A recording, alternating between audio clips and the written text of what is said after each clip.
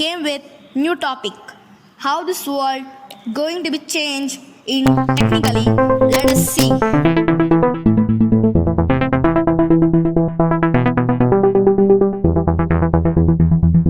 Good morning, ladies and gentlemen. Today I'm going to talk about discover yourself. Ever since the accelerated development of human civilization, perpetual scientific discoveries of nature had accompanied mankind all along the journey. It was by discovering the world around us that human beings have been able to lead a more sophisticated life. However, as G.K. Chesterton once said, one may understand the cosmos, but never the ego. The self is more distant than any star. Thus, our life is a journey of unrelenting efforts to discover more of ourselves. When I was 6, I constantly pictured myself as an elegant and skilled pianist, rendering Chopin's Nocturne beautifully on the stage, receiving warm applause after my performance. However, as I furthered my piano lessons, it was hard to be oblivious of my non-gifted skills. Sometimes I couldn't help but have this feeling of despair when I woke up to the reality and discovered that my goal was unrealistic. Brutal, but real. It was the first time I had discovered that I couldn't have it all. When I was 12, I thought the coolest job in the entire universe was to be a surgeon. I spent hours and hours watching the drama Grey's Anatomy and couldn't help falling in love with the kind of life those doctors lead on the screen. I was utterly mesmerized by the scalpel and all those fancy medical terms they use. However, I stopped dreaming about being a surgeon when I discovered that it was the idea of being a surgeon that appealed to me, not what it truly was. As a result, the dream ended and I discovered some more about myself. This year, I turned 16, and I could proudly say I do not dream to be, but ascertain to pursue being a lawyer in the future. Since junior high school, I had always been awarded the most eloquent debater in every single debate I participated in. I can not only think logically, but also deliver my thoughts promptly. My huge interest in philosophy also adds to my reasoning whenever I try to argue on something equivocal. Being aware of the obstacles and hardships on the way to becoming a great lawyer never panics me, for the simple reason that I have this faith and passion in what I'm aspiring after. G.K. Chesterton was absolutely correct. The most complicated part of comprehending the world is the study of the somehow smaller world, ourselves. I've subsequently realized that growing up is the process of discovering ourselves. We get to know what we truly are and become who we dream to be. As we shape ourselves and as we shape our lives, we gradually become more aware of our limits and potentials and consequently learn to adjust to what's out there. And by that, ladies and gentlemen, I'm proud to say that I have discovered part of myself, still discovering today, and definitely a lot more in the future. I will always keep this embedded in my heart. Things do not change. We do. And that's all. Thank you. Thank you very much. Now, here is your topic for impromptu speech. It is kind of challengeable. Nowadays, many students fall in love in high school. Do you support this behavior? And will such love relationships last long? And is it good for students' future development? Your idea, please?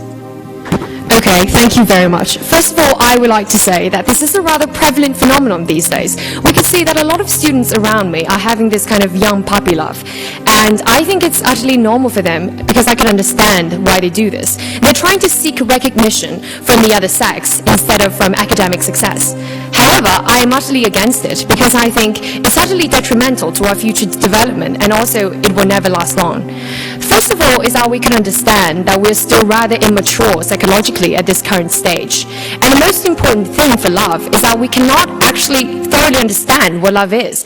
And for the most important part is that I could see students around me having puppy love as simply messing around, seeking pleasure instead of making commitments. And because of this kind of flimsy aptitude, I think all they could do is to mess around, and that's why puppy love dies in the blink of an eye. And for example, I could see Mary would be dating David on the first day of November. However, 2 days later, she's kissing Tom on the other side of campus. And that's very normal these days. And secondly, I think it's because for puppy love, it's very detrimental to our future development because at this particular stage of our time, what we should do is to allocate our valuable time to studying and participating in extracurricular activities in order to go to a wonderful college in the future. And time is scarce. Because of that, I think it was Shakespeare who once said, love is blind. And a lot of young students sort of lost themselves in this procedure, and that is very, very costly. And so, in conclusion, I would like to view this problem from the view of economics. When we're making rational choices, we should consider the marginal benefit and marginal cost of a particular problem. And in the case of puppy love, I see the marginal cost exceeds the marginal benefit a lot. And that is the reason why I think this is something that should not be approbated. And for the case of those people who are thinking that true love might be lost through this way, I would say that true love can wait. Because if not, it will not be true love at all. And we'll have nothing to lose. And that's the reason why I have this kind of opinion. Thank you.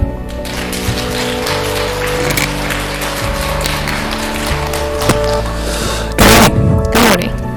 My question has to do with faith and passion. Okay.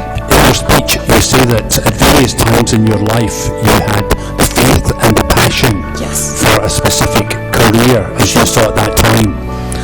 What makes you different? You feel that the way you want to go professionally is to be a great lawyer, but young people nowadays tend to have a thought one day to be this and the next day to be that. So what makes now different from the way you were before? Okay, thank you very much. I think the reason why I choose to be a lawyer in the future, I choose to pursue this career is different from choosing to become a pianist and a surgeon is because there was one time that I think this kind of career is the one that best fits me. I am a sort of a debater in my early days and I have this kind of technique in order to pursue this career. And that is the practical reason why I think this is why that this career is best fits me. And secondly is because personally I have watched a movie called A Time to Kill, and it was about a case of where a black girl got raped, and the only lawyer who stepped forward to fight for her is a white lawyer, and the whole process is very complicated. But what I see from that story is that I'm very interested in human rights, and I want to argue for those people who have their rights trampled and their freedom stealed away. And if I could be that lawyer, although sometimes I may have to go against my will and argue for a murderer, a raper, a criminal, I will always remember that I have taken an oath that I have to do this job and this is my obligation. And I think because of these reasons, I have this passion because I love this job, and I have the technique because I'm a debater and speaker in public situations, and that is why I think this is different from the other choices. That's all. Thank you. Good morning. Good morning. If love can be measured in its economic benefits and its economic disadvantages, is that actually love? And what is love? Okay.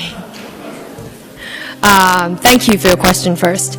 I think love is something that cannot be really measured quantifiedly. But the reason why I brought up the terminology in economics is because it first jumps to my mind when I think about making rational choices. And love is something that makes us become irrational.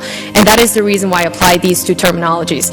But I think to answer your question of what love is, personally, I would say that viewing from my parents' view and also looking at different cases around me and from novels and films and movies, I think love is about commitment. It's responsibility instead of just love at first sight. Because if you believe in love at first sight, you should believe that it will be gone in an instantly away.